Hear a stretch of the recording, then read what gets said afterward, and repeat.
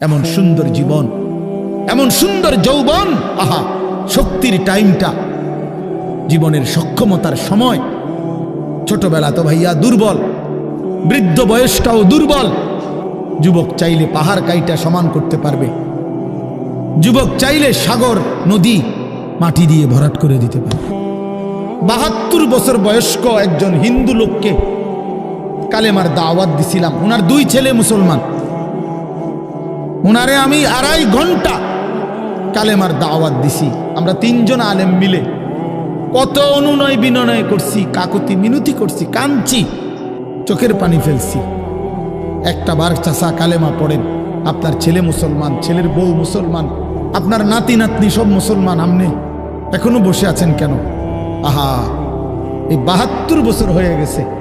বুড়া মিয়া কয় আমি ওটা বলবো না, বলে নাই তো। বলতেছিলাম, আমি সাথীদের কাছে এসে বলছিলাম যে দেখেন ৭২ বছর বয়স হয়ে গেছে, এক আল্লাহর বান্দা, তার জবান দিয়া কোনোদিন তার মালিকের নামটা বের হয়। আমারে আপনারে আল্লাহ তাআলা কত বড় তৌফিক দিছে যে আমরা কত হাজারবার লক্ষবার কালেমা লা ইলাহা ইল্লাল্লাহ মুহাম্মাদুর রাসূলুল্লাহ এটা যে আমরা পড়তে পারি, পড়তে পারছি, এই সৌভাগ্যের কৃতজ্ঞতা কি? এটা যদি আল্লাহ আমগো জবান দিয়ে কোনোদিন না বলাইতো।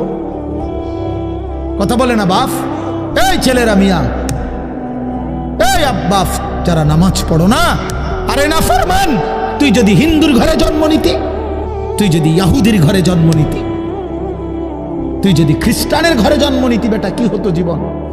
যদি কোনোদিন কালেমার আহ্বান না শুনতা, তুমি তো মুসলমানের ঘরে জন্ম নিয়া এভাবে ইমানকে ফেলে দিলা। মুসলমানের ঘরে জন্ম নিয়ে এভাবে নামাজকে প্রত্যাখ্যান করলা। ছি ছি ছি ছি, তোমারে দেখে তো হিন্দুও হাসবে, তোমারে দেখে তো ইহুদিও হাসবে, তোমারে দেখে তো খ্রিস্টানও হাসবে, যে দেখছো হয় নাকি শ্রেষ্ঠ জাতি, ওদের ধর্ম নাকি শ্রেষ্ঠ ধর্ম, ওদের ধর্ম কোরআন নাকি শ্রেষ্ঠ কিতাব, ওদের শ্রেষ্ঠ ধর্ম ওদেরই পছন্দ হয় না, ওদের শ্রেষ্ঠ কিতাব ওরাই পড়তে পারে না।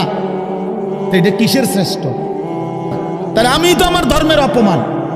কথা বলেন না, আমি আমার ধর্মের অপমান না, আমি আমার কোরআনের অপমান। এজন্য তোমরা যারা বেনামাজি ছেলে, তোমরা ধর্মের অপমান। তোমাদের যাদের চুল বেঈমানের মতো, তোমরা মুসলমান ধর্মের অপমান। তোমাদের কারণে আমার ধর্ম লজ্জিত, তোমাদের কারণে ধর্ম বেইজ্জতি হয়েছে।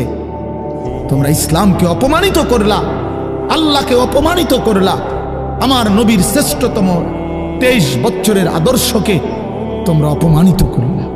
এই অপমানের বিচার আল্লাহ করবে, মনে রাখো, ছেড়ে দিবে না বাপ। আল্লাহ কোরআনে বলছে, বান্দা আমি 1 সেকেন্ড ছাড়বো না, আমি হিসাব নিব। তুমি আমারে কি মনে করছো বান্দা? বাদুগা খাওয়াইছি দেখে তুমি মনে করছো আমি মাতি না? তুমি মনে করছো আমি কিছুই বলবো না, কিছুই বলবো না। তুমি জানো না ফেরাউনকে শোয়াইছে কে? তুমি জানো না কারুনকে শোয়াই দিছে কে? তুমি জানো না নমরুদ সাদ্দাতকে নিশ্চিহ্ন করে দিয়েছে কে? তুমি শোনো নাই?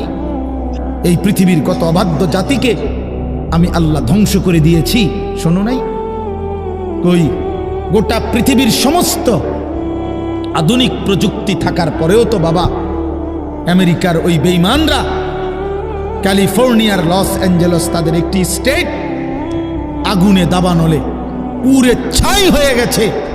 লক্ষ লক্ষ কোটি কোটি মিলিয়ন বিলিয়ন ডলারের এক এক বিল্ডিং। আপনারা মুরব্বীরা মিলিয়ন বিলিয়ন ডলার কি তাই বুঝতেন না? কয়টা আপনি 1 মিলিয়ন বিলিয়ন ডলার কত টাকা? কমপক্ষে 300 টাকার বেশি। হাদিসের মধ্যে আছে, মাইয়ুরিদিল্লাহু বিহি খায়রান ইউফাক্কিহু ফিদ্দীন।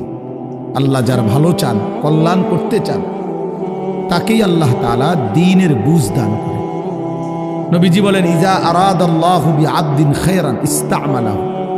আল্লাহ যখন তার কোনো বান্দার ব্যাপারে ভালোর ফয়সালা করে, তো আল্লাহ তাআলা তাকে কাজে লাগান। সাহাবীরা জিজ্ঞেস করছে, কিভাবে কাজে লাগায়? কাইফা ইস্তা'মিলুহু, হে আল্লাহ রাসূল, আল্লাহ তাকে কাজে লাগান কিভাবে? তো নবীজি বলেন, ইউওয়াফিকুহু লিআমালিন ক্বাবলাল মাউত। আল্লাহ যাকে ভালো চান তাকে মৃত্যুর আগে আগে নেক আমল করার তৌফিক দান